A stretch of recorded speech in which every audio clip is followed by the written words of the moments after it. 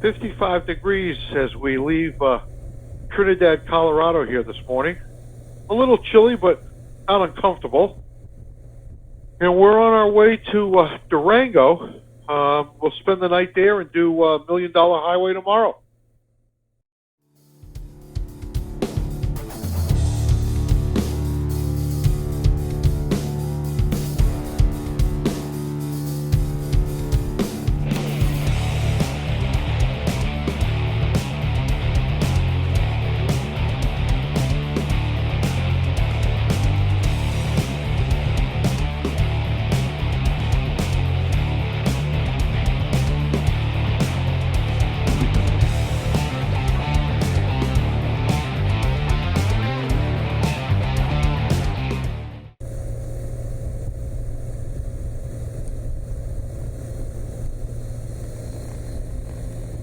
I know, huh? We were talking about it this morning. We're excited to see the mountains today. We're heading up 25 here. So the initial part of this ride is going to be interstate, but it's not going to be for that long. We're going to get off and head west on Route 160. And we were looking at the map because we had to replan this whole day. We're looking at the map, and 160 looks like it's going to be a pretty good ride.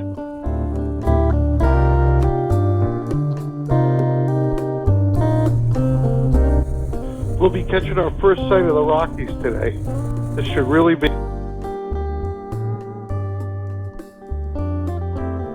And that was the moment my Sena finally bit the dust, never to be turned on again. I tried several times throughout the day to click it on, but I didn't even get a beep out of it. I had brought along a hands-free headset that I could wear inside my helmet, and I knew that as long as we had cell service, Carl and I could still talk to each other. But I was really bummed that I wasn't going to be able to record our conversations. I had spent a lot of time and effort figuring out how to do that, only to be defeated by a faulty Sena. The long, flat roads we had traveled for the last 2 days had disappeared behind us, and we were really in for a treat.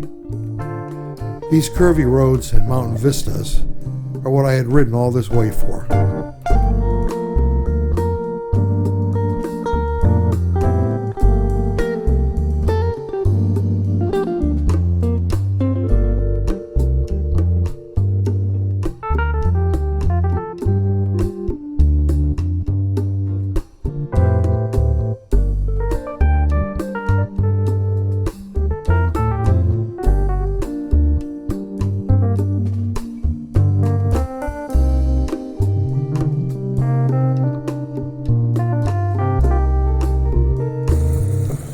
As we pulled into South Fork, Colorado, I got a call from home. We had a family emergency, and for a couple of hours I thought I might have to leave and return to New Hampshire.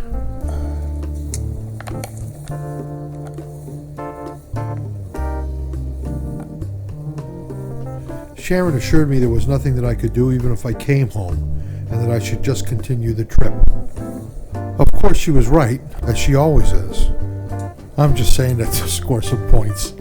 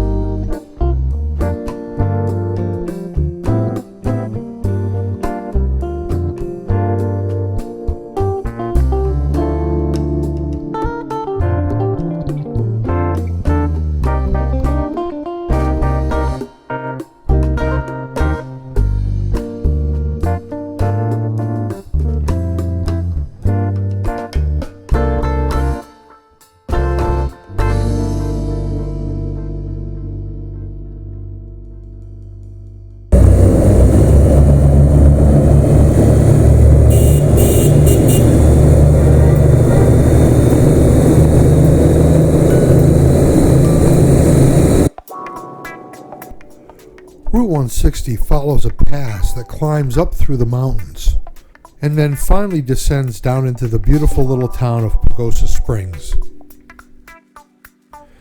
If it hadn't been so hot that day, we might have sampled the spring water, but as it was, we settled for some ice cream to cool off.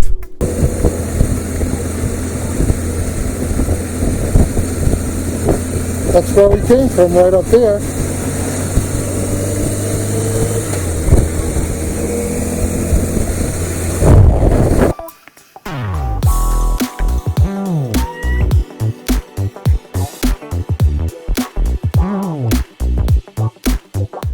The ride from Pagosa Springs to Durango was spectacular. Winding roads through the mountains with incredible views around every corner.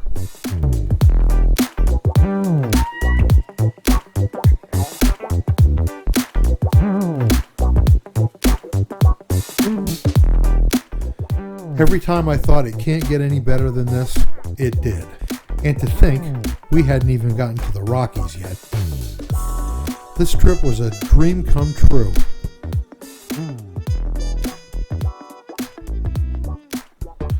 I had to wait 3 years to get to this point, but believe me when I tell you, it was worth every minute.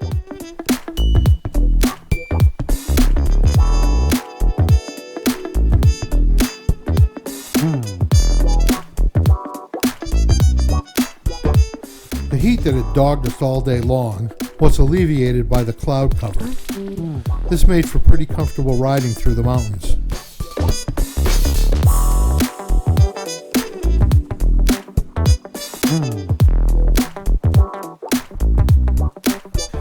Since we'd gotten turned around in New Mexico, we became very conscious of the fact that wildfires could really alter our trip. We checked throughout the day on the National Forest Service website and the Colorado Department of Transportation website to see if the road up to the $1 Million Highway was open.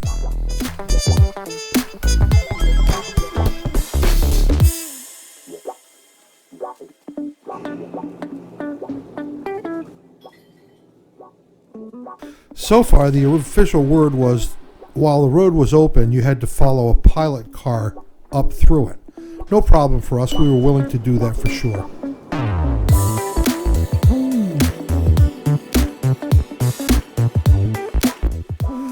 I had seen some of Carl's videos of the $1 Million Highway, and it was absolutely spectacular. I couldn't wait to ride it. And my intention, our intention, was to ride it in both directions.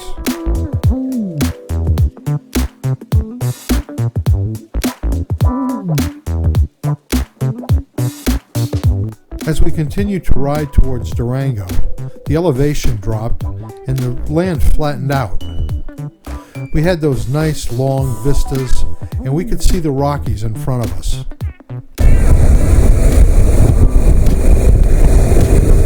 Those are the Rockies. Those are the Rockies. We'll be the Rockies tomorrow, I think.